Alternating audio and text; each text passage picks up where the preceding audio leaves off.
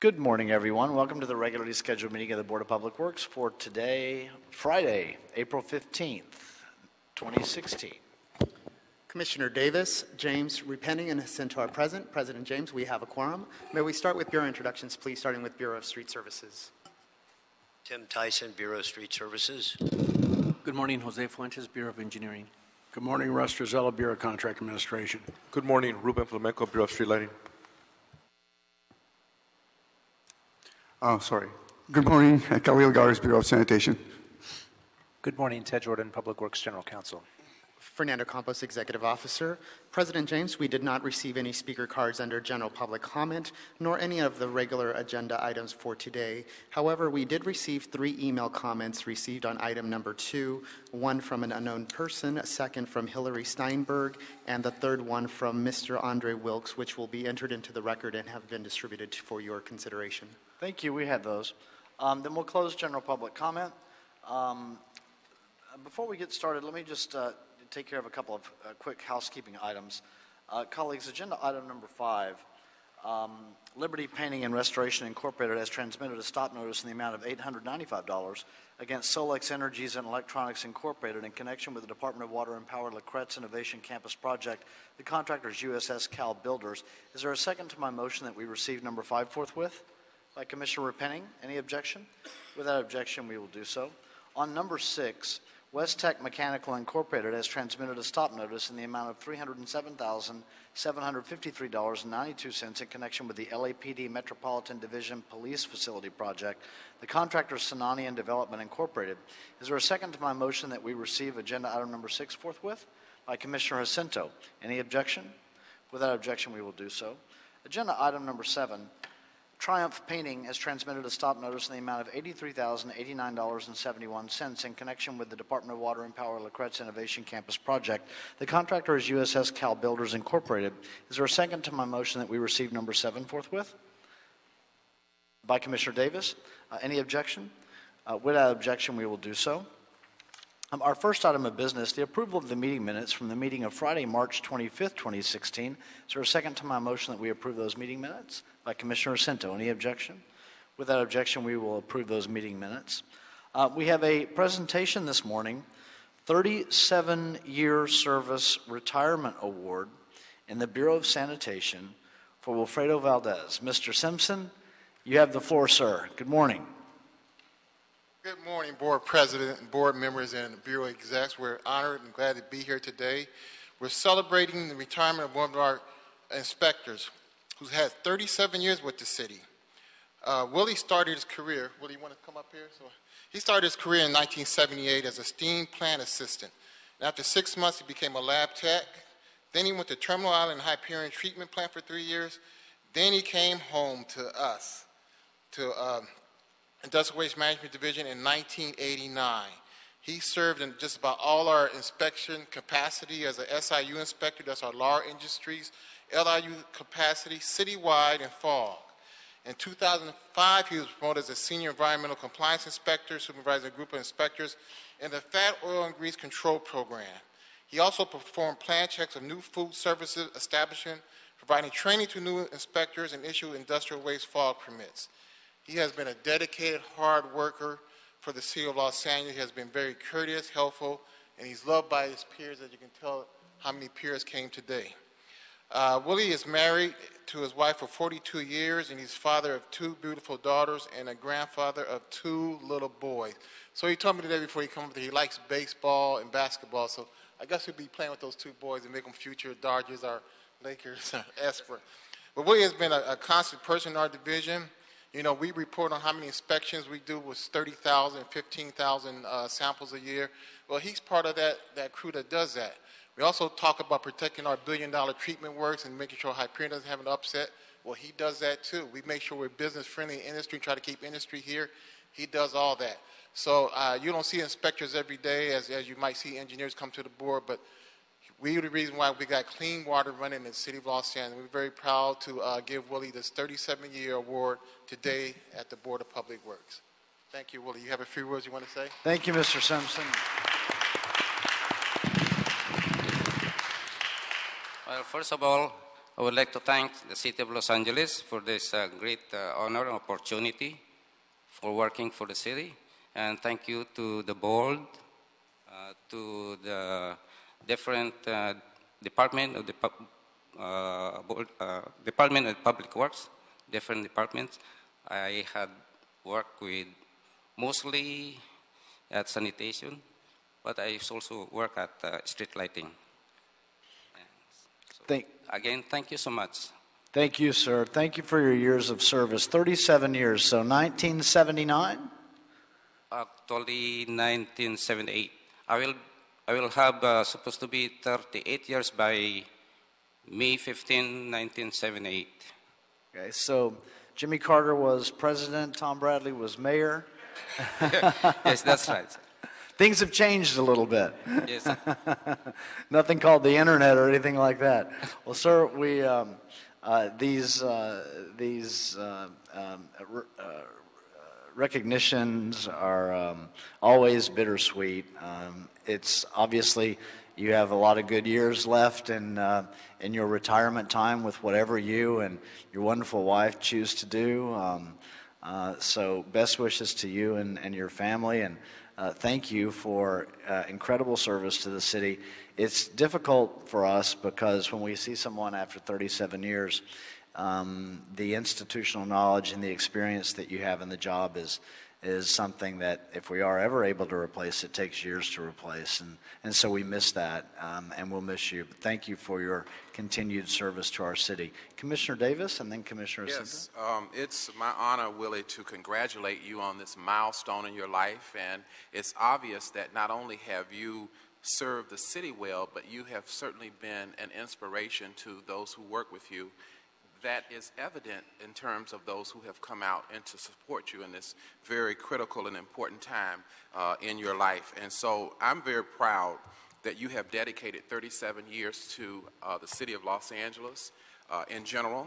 And more importantly, I think that the work that you have done has made a difference.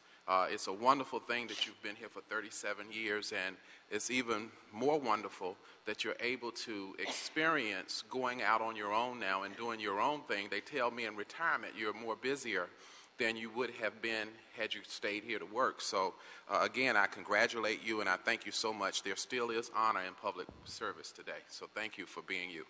Thank you, Mr. Davis. Thank you, Commissioner Davis. Commissioner Jacinto. Thank you, President James.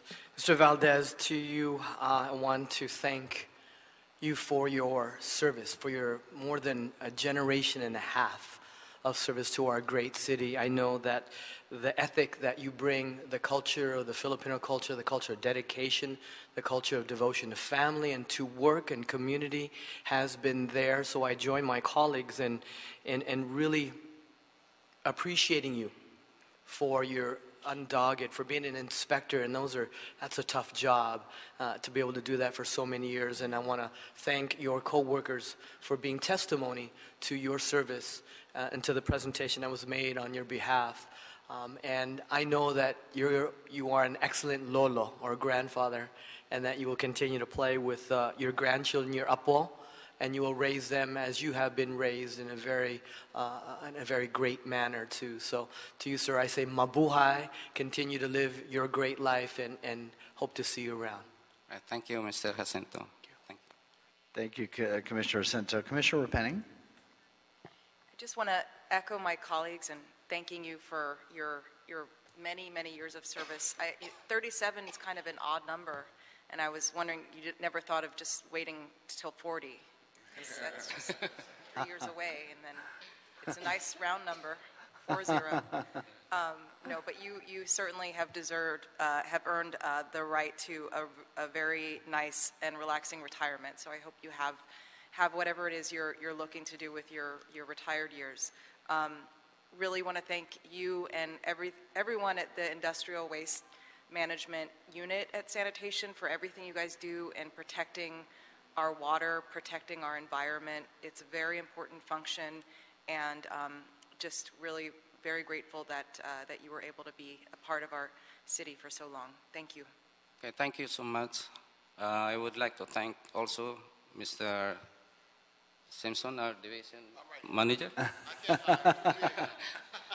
my chief, Inspector Bhupendra Patel, my co-workers, seniors, inspectors, engineers, and to all who are here to support me for this and to share with them. I actually also miss still the work. I'm still thinking of like working. I don't have enough time, but I said like every week, I would like to go back to where I work and share with them. I still miss them. I still miss working for the city of Los Angeles. But anyway, I guess it's time. So again, thank you so much. Thank you for this opportunity, this wonderful event, and for the award.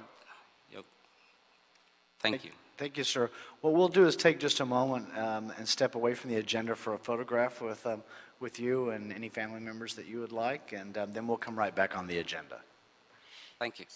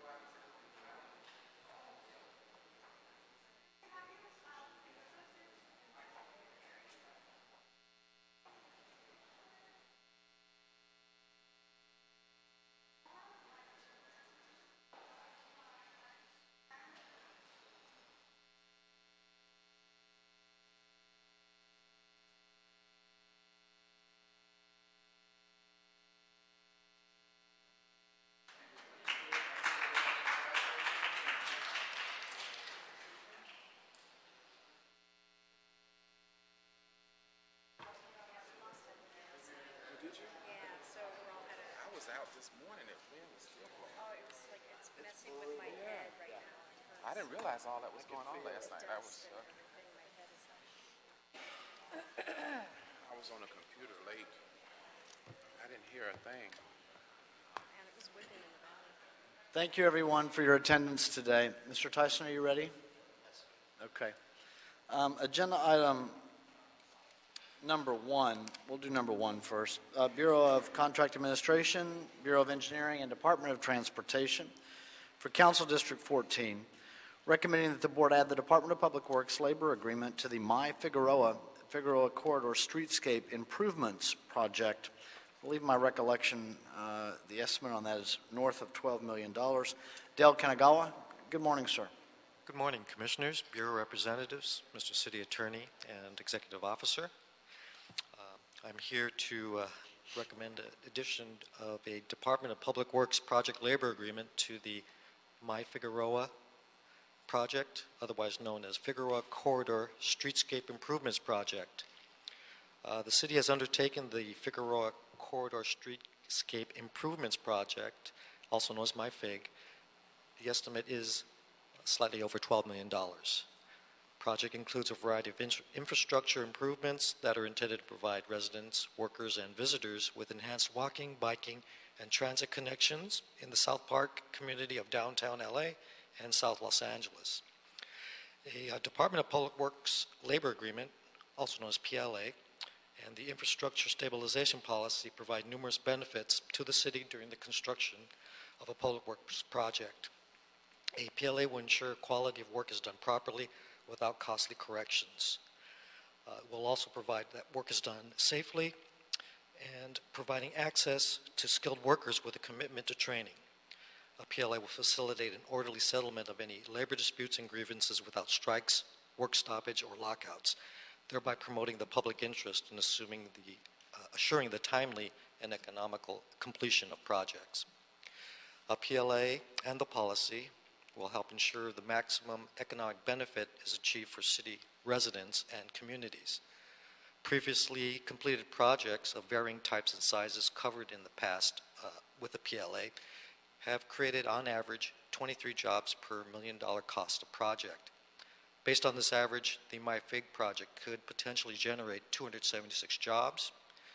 Adding a PLA to this project will ensure construction work targets, local hire, local apprentices, and disadvantaged individuals, and that these efforts will be monitored by the Bureau of Contract Administration. Therefore, the Bureau recommends including a PLA as part of this project. Let's try that. Thank you, Mr. Kanagawa. Any questions regarding agenda item number 1? I don't have any questions either. Commissioner Rodriguez has made a motion that we adopt agenda item number 1. Seconded by Commissioner Davis. Any objection? Without objection, we'll adopt agenda item number 1. Any problem sending it forthwith? We'll send number 1 forthwith. Thank you, sir. Thank you. Let's go ahead and take care of agenda item number 4 quickly. Administrative items, specifications submitted for board adoption and authorization to advertise for the invitation of bids for 3 projects for Van Nuys Sherman Oaks series to multiple high voltage conversion fiscal year 2015-16 street lighting project in council districts 2, 4, and 6. Estimate $1,536,700. A bid receipt date of June 1, 2016. The second project is for Pacoima. Similar series to multiple high voltage conversion fiscal year 2015-16 street lighting project in council district 7. The estimate's $917,700. The bid receipt date also Wednesday, June 1, 2016. And finally, for Hamilton Avenue widening to Patton Avenue to Barbara Street in Council District 15. Estimates $1,051,000. The bid receipt date of Wednesday, June 1, 2016. Is there a second to my motion that we adopt agenda item number 4 forthwith? By Commissioner Rodriguez. Any objection? Without objection, we will do so. Let's go back to agenda item number 2. Bureau of Street Services for Council District 4, tree removal, 5202 North Lamona Avenue, recommending that the Board, 1, consider the final initial study mitigated negative declaration for a new condominium project at 5202 North Lamona Avenue and the subdivision parcel map case TT-61413 prior to making a decision on the proposed tree removal permit, and find under the California Environmental Quality Act Guidelines Section 15162 on the basis of substantial evidence contained in the whole record that none of the conditions described in the Guidelines Section 15162 requiring preparation of a subsequent CEQA document exist. 3. Specify that the Urban Forestry Division of the Bureau of Street Services located at 1149 South Broadway is a custodian of the documents or the material which do constitute the record of the proceedings upon which the Board's decision is based. And finally, number 4. Review and approve the fee permit request to remove 1 American sweet gum tree and 2 southern magnolia trees. For the required street widening, tree replacements are on a 2-to-1 ratio and are required within minimum 24-inch box-sized trees. No speaker cards on number 2. Mr. Tyson, you're up, sir. Good morning. Morning. The Bureau was contacted by the developer's representative, Razan Bursagian, and they applied through the Bureau of Engineering to get their Class B permit due to the fact they were going to have to widen portions of Lamona Avenue and Magnolia Boulevard located at 5202 North Lamona Avenue. They are in the development of 5 condominium units, and the street widening is necessary due to the high density. The 2 magnolia trees are known as Magnolia St. Mary's. They grow to a height of 20 to 40 feet maximum. They are under energized lines. That's why they were specifically planted, because they grow to a height that is acceptable under those energized lines. And the trees that will be replaced there will be the same in kind to match the uniform tree planting up and down Magnolia Boulevard. On the Lamona side, they have to construct and widen the street to a 20-foot-and-a-half roadway, as well as on the Magnolia side, they have to complete a 35-foot-and-a-half roadway to meet the conditions set by city planning and the Bureau of Engineering. For this reasons, these trees will need to be removed, and I'm going to comment on the Migratory Bird Treaty Act, and I'm going to read the entire thing to put it on the record. The Act and California Fish and Game Code sections 3503 and 3503.5 tree removal activities would take place outside of the nesting bird season, February 1st to September 1st, to the extent feasible. In accordance with these regulatory requirements, efforts would be made to schedule removal of the mature trees between September 2nd and January 31st to avoid the bird nesting season. If activities were to occur during the bird nesting season, all suitable habitats would be thoroughly surveyed for the presence of nesting birds by a qualified biologist within 3 days prior to any tree removal. If any active nests are detected, the area will be flagged in a minimum of 250 feet for normal bird nesting and 500 feet for raptors. Non-disturbance buffer would be established. A modification to this buffer would be determined by the monitoring biologist and in consultation with the U.S. Fish and Wildlife Service and the California Department of Fish and Wildlife, and would be avoided until the nesting cycle has been completed or the monitoring biologist determines that the nest has failed or there aren't any nests in the trees, which is the first look 3 days prior, and they do a very good, thorough. I actually did the same thing with the trees that were on white oak, the Aleppo pines that we had to remove for the, and we actually checked them a couple of times. So that's how it works, and I know we've had a couple of interesting requests about the opposition. And in here it talks about the magnolia trees growing to a height of 120 feet. That would be the case if they were magnolia grandiflora trees, but not the St. Mary's. The St. Mary's is what we need to plant under energized lines, as I had mentioned before. So I urge this board to consider approving this either forthwith or having some further discussion if necessary. And any questions on agenda item number 2? I'm sorry, I don't have any questions either. I did have a question. Commissioner Asinto. Thank you, President James. Mr. Tyson, what is a raptor? a raptor is a bird that is a meat-eating bird that kills other animals and eats other, I believe. It's the hawks, the eagles, red-tailed hawks. It's a classification of birds that are Yes. birds of prey. Birds of prey, yes. I thought that was, okay. All right, raptor. The board, and Tim, the board report referenced the fact that any removals would not be done during nesting season. Correct. That's a requirement by law, correct? Actually, if you read this, if they have a biologist come in and survey the trees and no nests are found, then they can go ahead and perform the work. Okay. Is there a second to my motion that we adopt agenda item number 2? Commissioner Davis, any objection? Without objection, we'll adopt agenda item number 2. Any problem saying it forthwith? We'll send number 2 forthwith. Thank you, Mr. Tyson. On agenda item number 3. Bureau of Street Services, a tree removal, 1822 through 1826 South Redondo Boulevard, Council District 10, recommending that the board consider the final initial study mitigated negative declaration for constructing a 12-unit residential condominium at 1822 to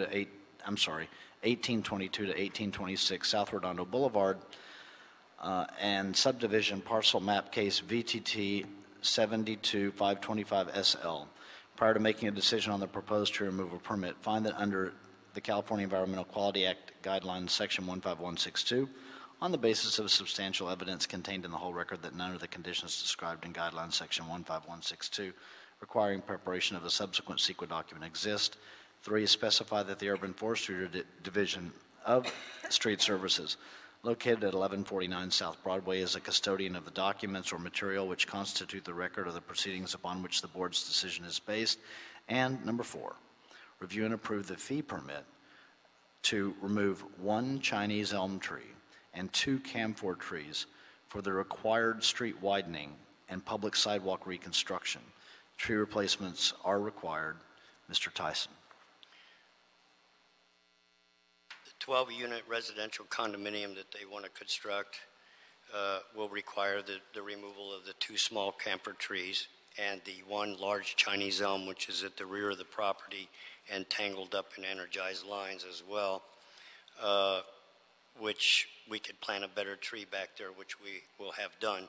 The Bureau of Engineering condition number S31 requires the completion of a 20-foot-and-a-half roadway on Osage Avenue, and the removal of the Chinese elm will be required. Bureau of Engineering condition S31B2 requires the completion of a 35-foot-and-a-half roadway on Redondo Boulevard.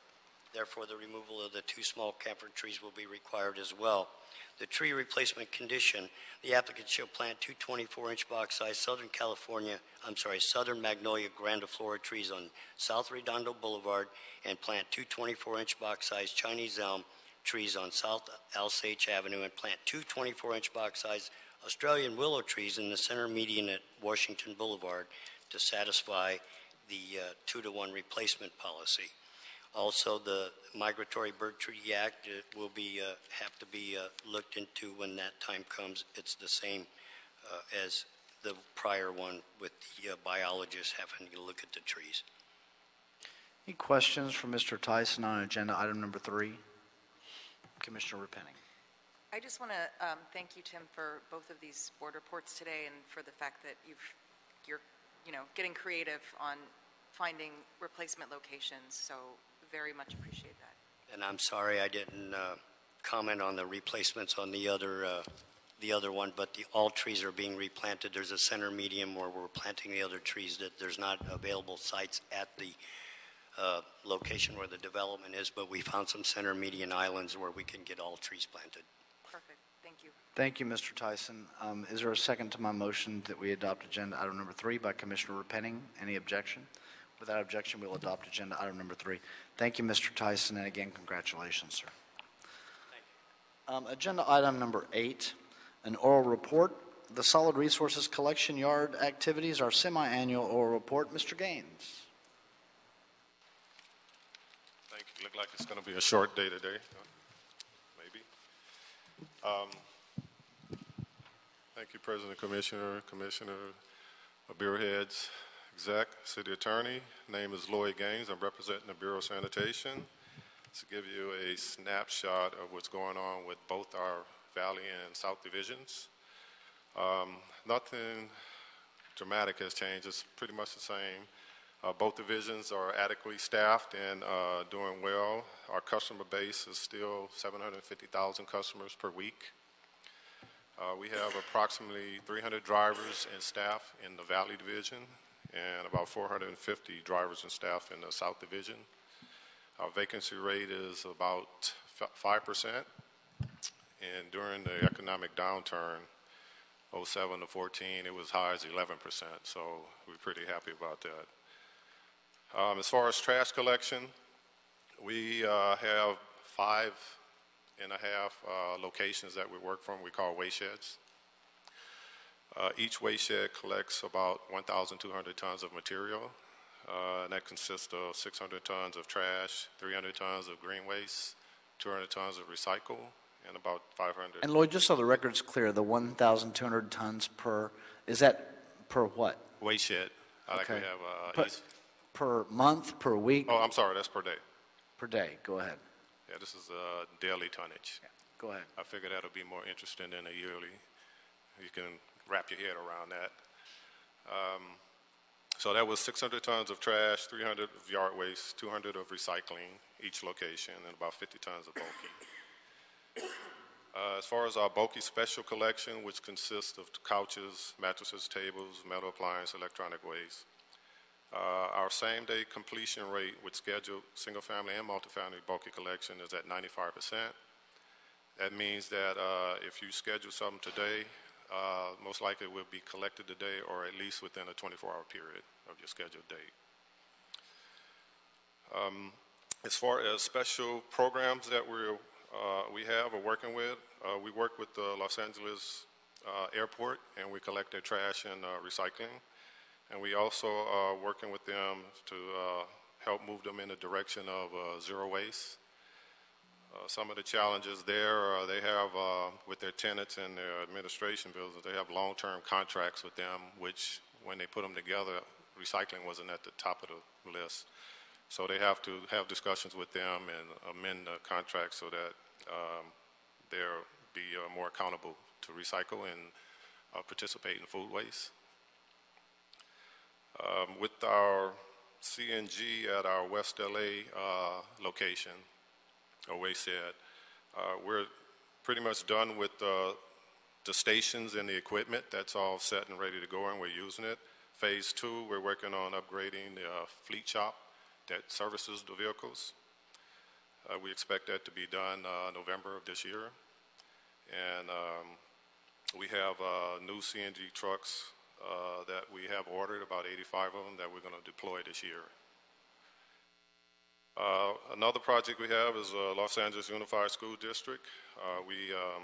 They participate in recycling with us. We have 483 schools that participate with us. About a third of those schools are in Valley Division. They mostly consist of elementary and charter schools. We collect about 5,000 tons of that annually. We are also looking at a weekend free bulky item drop-off for customers. That's something we've never done before. We have scheduled Saturday in April, one in May, and one in June. As a matter of fact, one is for tomorrow, and the idea of that is to allow our customers to throw away any bulky items they may have in their house or their neighbor's house, and they have somewhere to drop it for free. And we're going to monitor that and see how much demand it is for it, and perhaps expand it. And as far as pilot programs, we are working on a mattress pilot program, which is part of our bulky collection. Before the program, we were just landfilling those mattresses.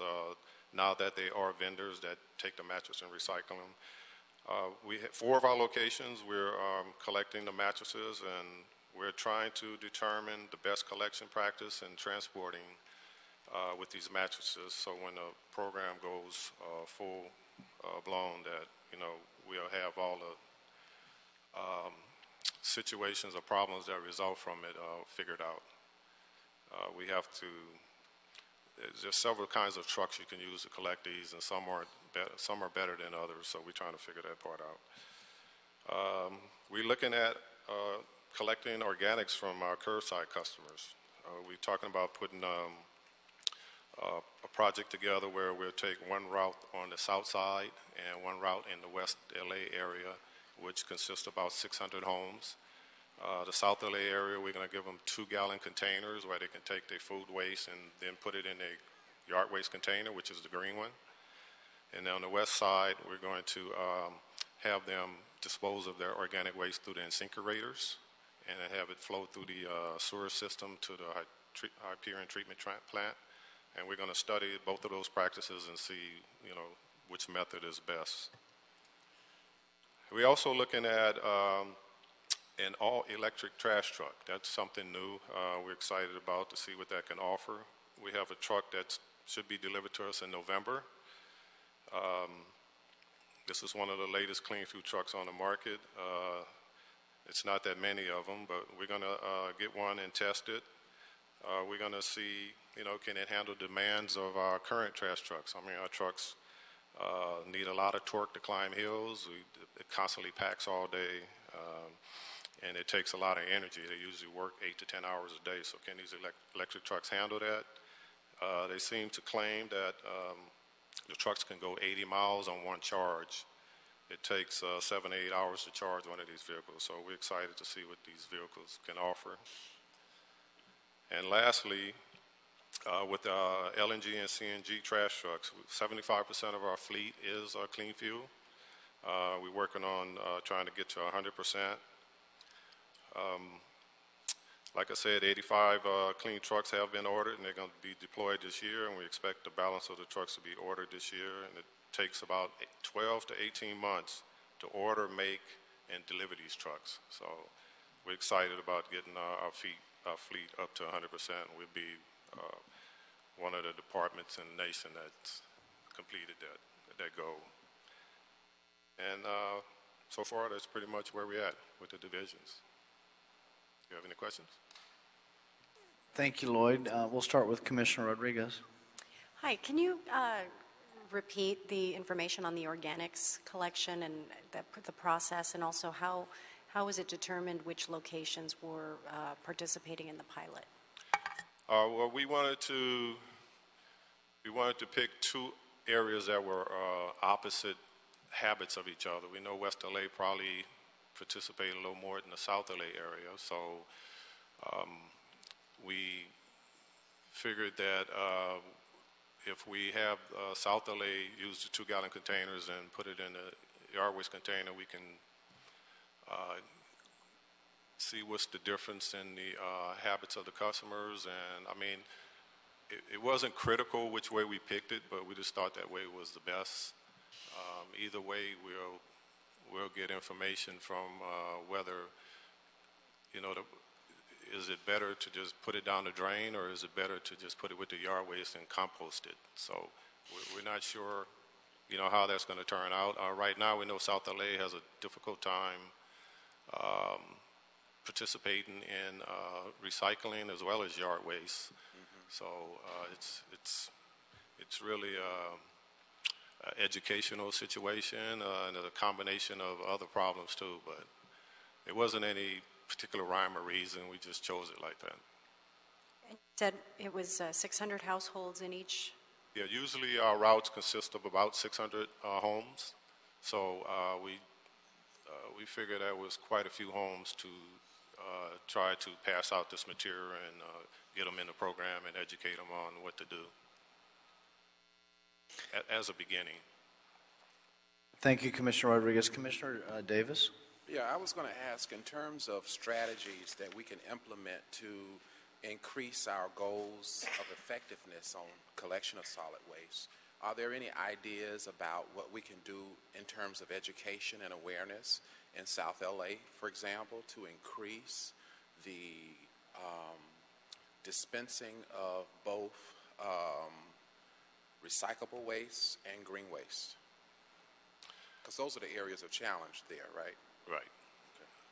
Okay. We do have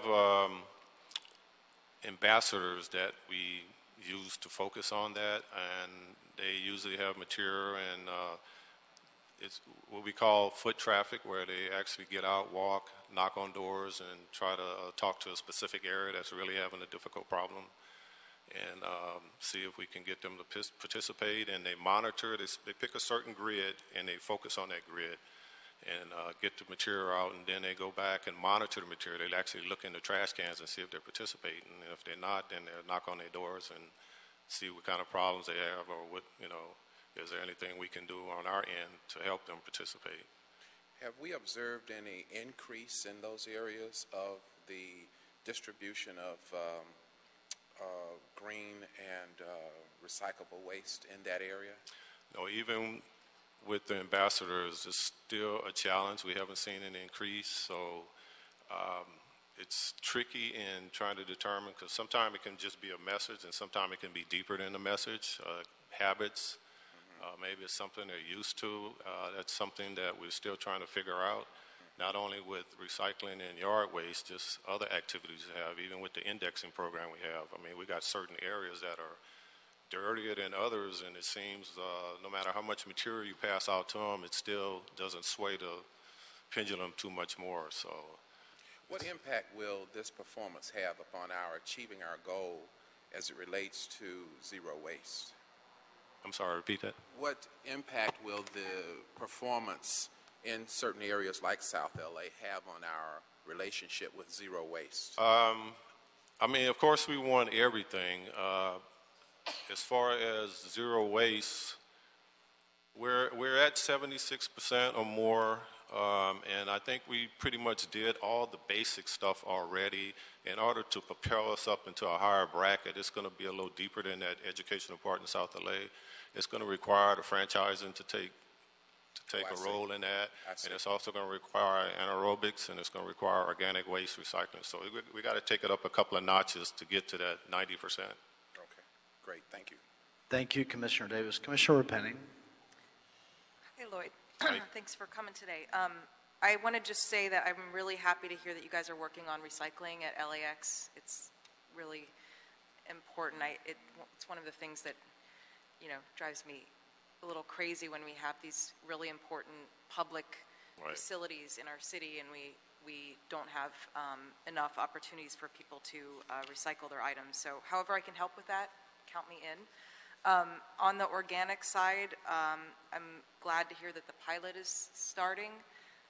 It's, I don't know if everyone knows, but there's a new state law in place that we need to comply with that is requiring a certain amount of organics recycling. And really to get to the zero waste goals that we have to start recycling organic material. It's very messy and, it's going to require a lot of education of the public on what can be put in the bin and how to do it. So I just want to support you on that as well. And then I also really want to thank you and all of your superintendents for their involvement with the Clean Streets program. I had a chance to sit in on a couple of the first round of Clean Stat meetings yesterday.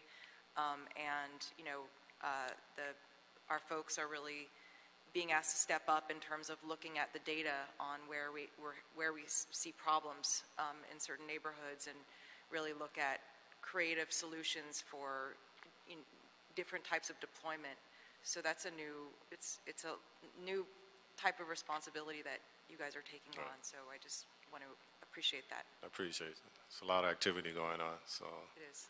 But that goes into what Commissioner Davis was asking. It's a lot of areas that we still haven't captured that we're moving forward to be able to get those numbers where we want them. Thank you. Thank you, Mr. Gaines. Thank you, Commissioner Repenning.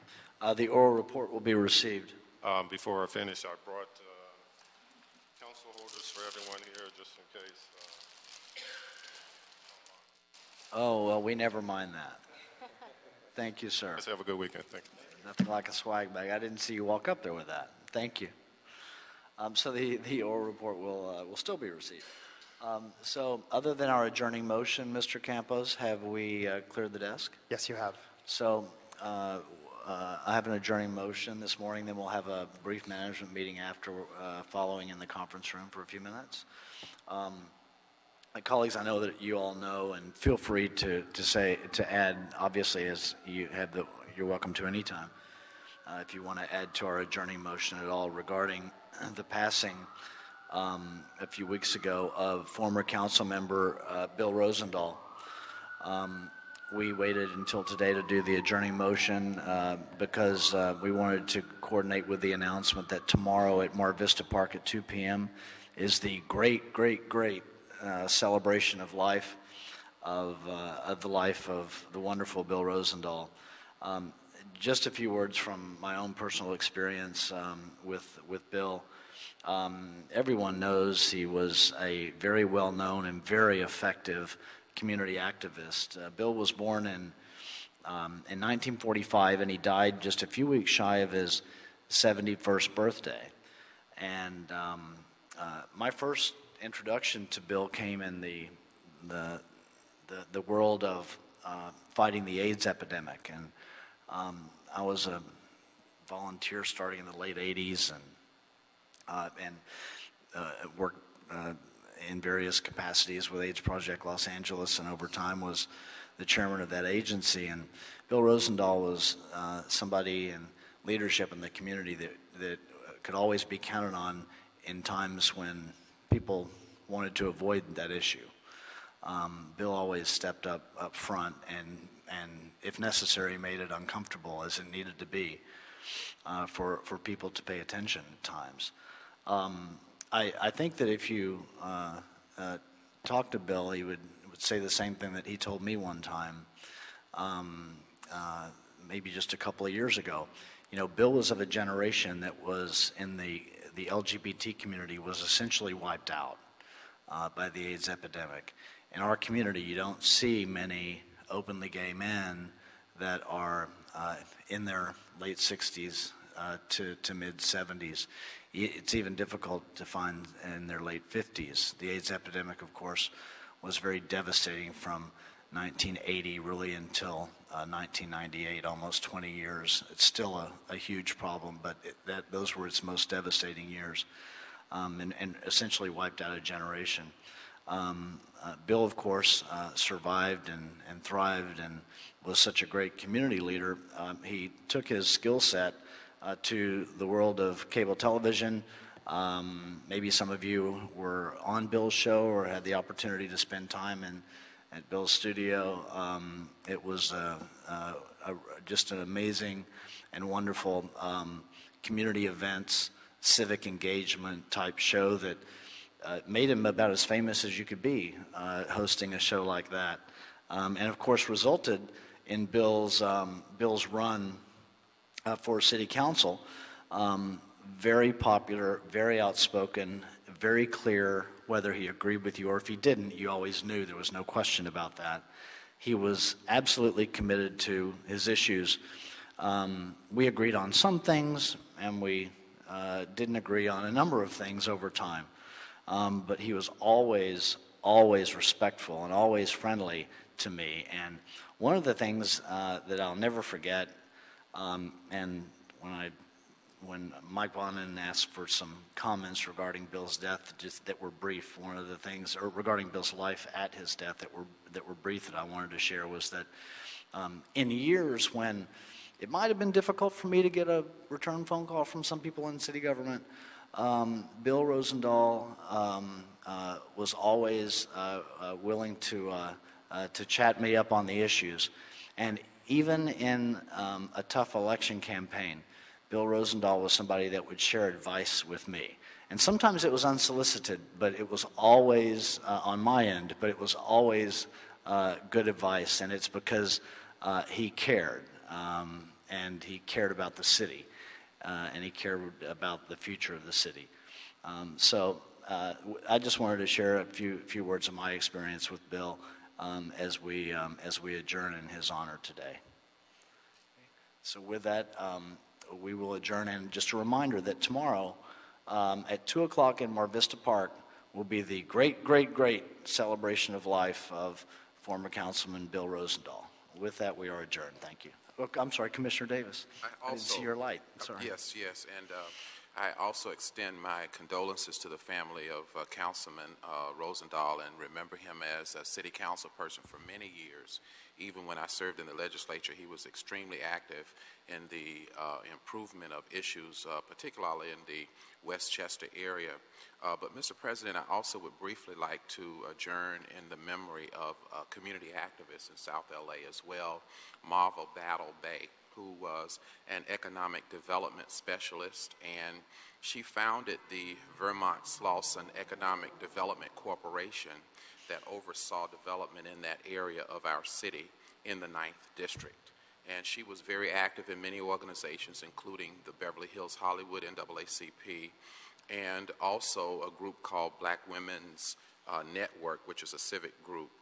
She also had her education at USC and was a doctoral student in their School of Policy Planning and Development, and part of her research dealt with how we could further develop that particular area of our city.